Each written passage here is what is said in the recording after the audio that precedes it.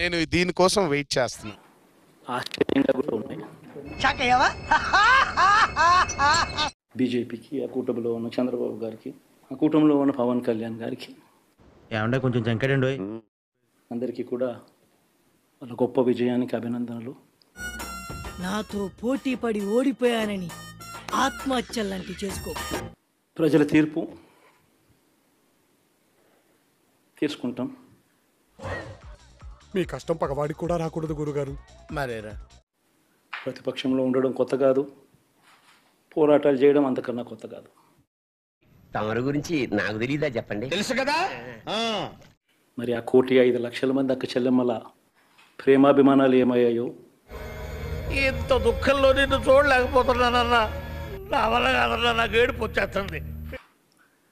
రాజకీయ జీవితంలో ఎవడు చూడని కష్టాలు కూడా అనుభవించా. రే రవి, నీ ఫీలింగ్స్ నాకు అర్థమయ్యారా? జీవితం అంటే అంతేరా. ఆ పిల్లలు, ఆ తల్లుల అభిమానం ఏమైందో కూడా తెలియదు. 26 లక్షల మంది చేయూతను అందుకుంటున్న అక్క చెల్లెమ్మలు, వారి ఆప్యాయత ఏమైందో తెలియదు.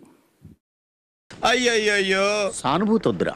ఆ అవ్వతాతలు చూపిన ఆప్యాయత ఏమైందో కూడా తెలియడం లేదు. ఫీల్ అవుకురా వెంకీ, నీకు మేమంతా ఉన్నాం. పోనీరా పోనీ, మనం ఏం చేస్తాం? ఎంతో ఊహించాను. వారి కష్టాలనే మా కష్టాలుగా భావిస్తూ ఇచ్చిన ఏ మాట తప్పకుండా